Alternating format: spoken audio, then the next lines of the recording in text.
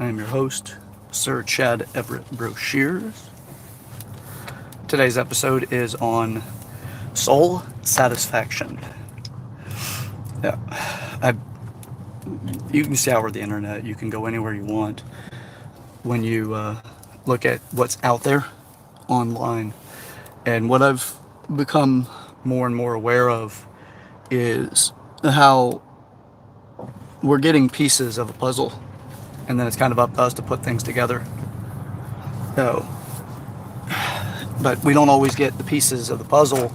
It's like being a blind person and having to, assemble a puzzle. A lot of the assembly that I've experienced in life also requires the emotions to go through, and sometimes words don't do those emotions justice to really give the actual experience to the person that's listening.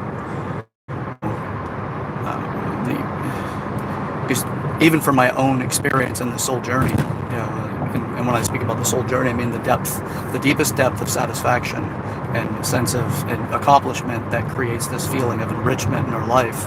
We feel like our lives have been well lived. Even in those, like for myself, cognitively, grappling with new experiences and understanding, what I'm going through on a cognitive level, and kind of using that level of, resources from my cognitive faculty. Looks like I'm going back. That giving me kind of a handicap in the emotional experience of what you're supposed to be going, or what is authentic to go through. Not to say what you're supposed to be going through, what is authentic to go through. Referencing recent events, I've lived my life in a way that I've recognized that we're all on a journey into the future of existence for ourselves that'll later become the history of what we've lived as we presently live through it, and it becomes our past. I've consciously been aware, and I've spoken at great lengths for a very long time, and I mean like a minimum a decade of my life, possibly even more, where I've spoken about different levels of maturity. It's 8 different areas, each with derivations within each of each category or area.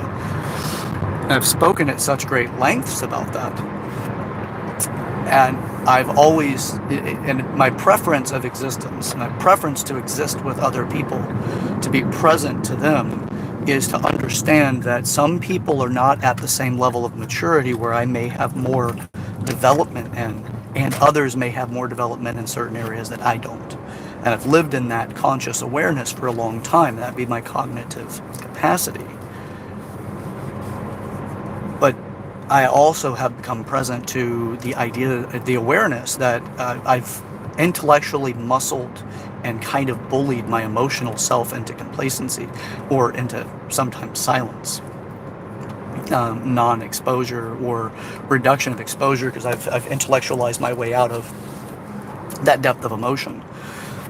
So with that acknowledgement and awareness, I have chosen not to sink into another person's reality where their maturity may be sticky and less developed. That can cause, great chaos in my own life, but to experience it at a degree that it doesn't derail me. And compassionately understand where they're at and empathetically bond with them, but to be more of the torchbearer to help bring them from the darkness, and allow them to mature, not to deny them the opportunity, but to allow them. With that awareness, in my most recent experience, I've gotten so incredibly deep emotionally with the person that I did fall into a different reality. Now, relationships we do commonly create, from our personal reality to theirs, professional, all existence is just their reality, the way they see the world, their worldviews, all of that. And then from your own, you create this other thing that is what you call the relationship. And then you build into that on a daily basis that makes that thing either where you want to take where your current life is, into their world that the two of you have created together. And that's the concepts and the outward direction of what we call, like marriage and really profound relationships that are deeply bonded, and we can refer to those as being more like soul bonding.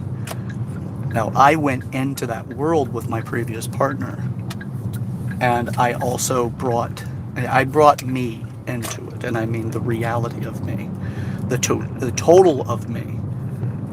And while I did that, I also brought the areas that I had some emotional sheltering in, where I was not allowing people in. My own little Pandora's box was there, and I brought it into that reality, like moving into a home with somebody, and I brought, some of the things that be of my past that I didn't realize, because perhaps that piece of furniture, the chest or drawers, if you will, or the chest that's at the end of the bed, that was Pandora's box. But the not understanding or not having the realization or the awareness that was coming with me, and I didn't do much to actually resolve that.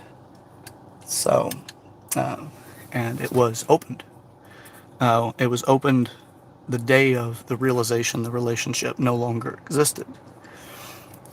And that's where I fell into chaos, and not like a full-blown chaos where everything imploded, but enough to make me go, there's a lot of lessons here. And with that, you pick up the pieces and you use that, the emotional side of you to help put those pieces together again, so that you have that, the puzzle piece, the jigsaw puzzle, that you can't see the pieces, but you can feel them, and then you feel through to put them in the right places so that you can create that wholeness of you again. You don't really lose the wholeness while it's all apart. It's just stuck in the snow globe that's all shaken up. And you just have to settle things back into place, and then you feel for the right places to put pieces.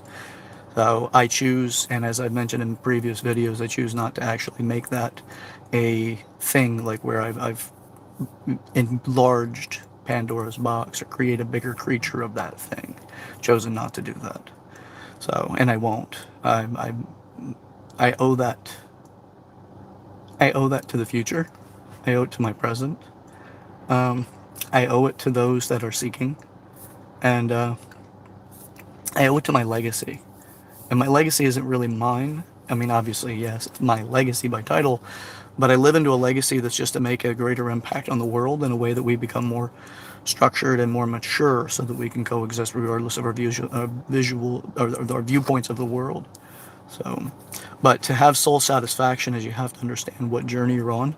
And not everyone is on that same journey, but there are aspects of you as you pass by each other, as those trains in motion, and perhaps those trains are going in the same direction for a bit.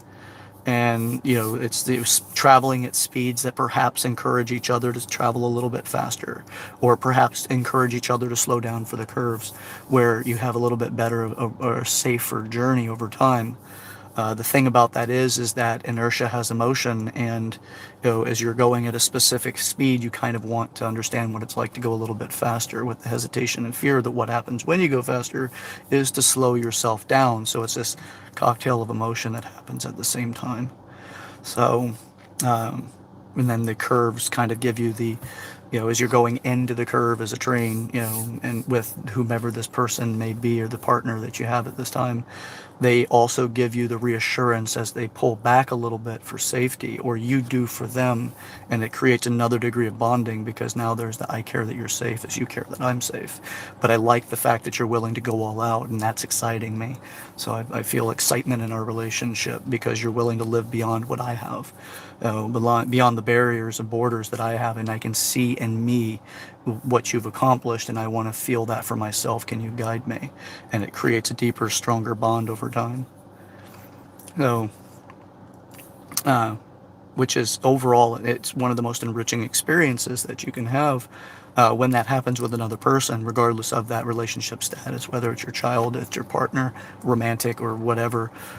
You continue to create that. But when the trains separate, and one goes one direction, another goes another, and it looks as if they'll never face one another again or run alongside of each other again.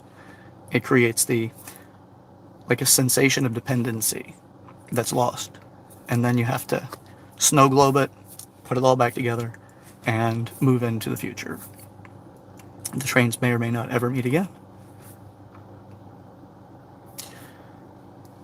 But that is soul satisfaction.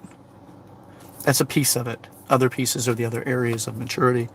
Having the financial stability so you can be present with other things, or having the financial goals that can give you the realization of traveling or whatever to the world, or owning the things that give you the sense of satisfaction of accomplishment of hard work, being a better part or a stronger part of your community where you feel like you're a part of home, and your home is not just your house, but it's the people that you live around in the area that you live in, and expanding your home from your house to community. And that's part of the maturity series. And that is in my previous videos.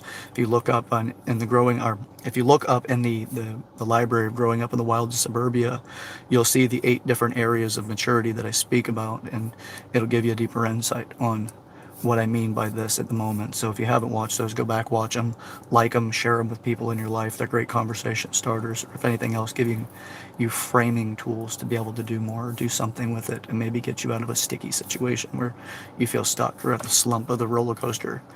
Not trying to take you out of the slump as much as just trying to give you light at the end of the tunnel.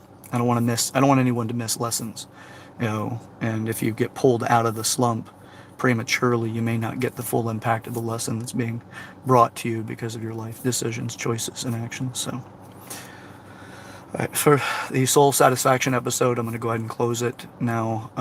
Got to move on with the day, but I did want to share this for a moment. It does take something to get there.